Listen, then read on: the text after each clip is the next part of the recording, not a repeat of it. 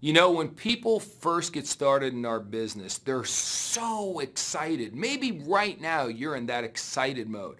See, most of us come to World Ventures from having a job. Okay, and many of you still have a job, which is cool. And on a job, people don't really ride an emotional roller coaster up and down. It's just kind of the same all day, every day.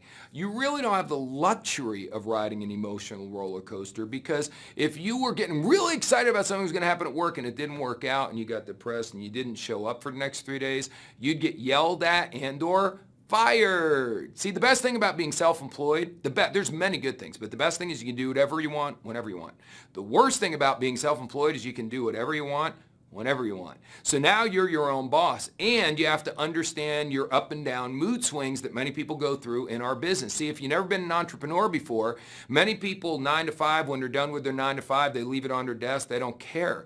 Here, you own your own business. You have equity in what you're doing, so I think you're going to find you take it a lot more seriously. So, if you get really, really excited in business, oh my gosh, I've got my why, I'm fired up, I'm going to be rich, this is going to be awesome, woo! And then you wake up the next morning, you're like, oh my gosh, I've never done this before.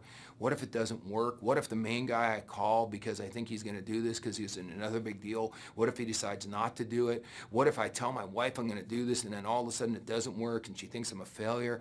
Oh my gosh, what if I try to tell my friends and they think I'm weird because I'm in one of these deals? And all of a sudden you go from this big peak down to you crash. So you show up at work and you're like, man, I can't believe I decided to get the products and do the business. 360, oh my gosh. Money, can't get that money back. What am I going to do? Then all of a sudden someone walks up to you and goes, what's the matter? It's like, well, you know, I got in this network marketing company and now I'm not really sure. Oh, you got in a network marketing company? I've been looking for a network marketing company. You got to be kidding me. As a matter of fact, my good friend George used to be in Herbalife. He had a team with 50,000 people, and he told me the other day he wants to get re-engaged and find a good company, but he doesn't want to sell a product. He wants to sell a service. What are you doing? Well, it's a service. Oh my gosh, it's a travel deal. It's great. And boom, all of a sudden you're at the top of the row. Oh my gosh, yes, yeah. Call your friend tonight. You get on your phone. You go, hey, I got a really hot prospect. We got to meet him tonight for coffee. Can you meet him tonight? Yeah. So you set it up. You're sitting there. You're so excited. You and your buddy and his friend is going to be coming, and your sponsor is there, and everything's great. But guess what? The buddy never shows up. The guy calls up after he's 15, 20 minutes late. All of a sudden, your friend gets a phone call. And he says, yeah, you know what? I decided that I want to do this again, but I do want to work with a product company. I decided services don't work. Wah, wah, wah.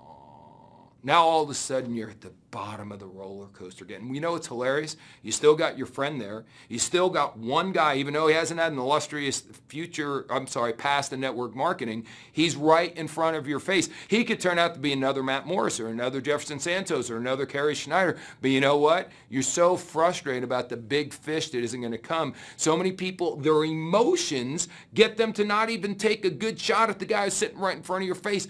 Unbelievable. But then, even though you don't even tell him too much about it, he's still excited. He signs up. When he goes home at night, he calls up and goes, hey, you know what? That guy decided not to do it, but I've got 8 people I talked to, said they all want to go on a cruise with me. I showed them the dream trip price. I get to go on that cruise. They all want to sign up tomorrow. Oh my God! You're so excited you can't see straight again. And you just go up and down and up and down. That's normal to do in the beginning. Now check it out. My dad, I love my dad. My dad was a very blue-collar guy. Never made a whole bunch of money, but gave me some good practical things that he learned, street smarts, if you will. And one of the things he told me was, Mark, you can't go up and down like this. You have to maintain an even keel. Listen to this. Avoid life's peaks and valleys. And I thought that was good because what he meant was avoid life's valleys, which is what I'm trying to share with you right now. You can't go up and down on a roller coaster. It doesn't mind going up. It's going down. That's the problem. So my dad was giving me good advice, sort of. He told me to avoid life's peaks. Really? So you're a single guy and someone like Eva Longoria or some beautiful woman comes along and goes, hey, would you like to take me out? And you're like, sorry, Miss Longoria, that would be a peak. I'm not allowed to do that. You've always wanted to play baseball for a living and the Yankees call you up and said, hey, we want you to be our starting shortstop. I'm sorry, I can't do that. That would be a peak. Avoid life's peaks? No. Search for life's peaks. Life is about peak experiences. How many can you put in your backpack between now and the day you die? See, my mentor said, yes, maintain an even keel up here, the highest you possibly can. You don't want to avoid life's peaks and valleys. You want to go for life's peaks and stay up there mentally and emotionally all the time. You want to have a big team? You'll draw people to you because you decide to stay up here mentally and emotionally. That's what it's all about. Stay off the roller coaster, maintain an even keel, but do it at a high altitude.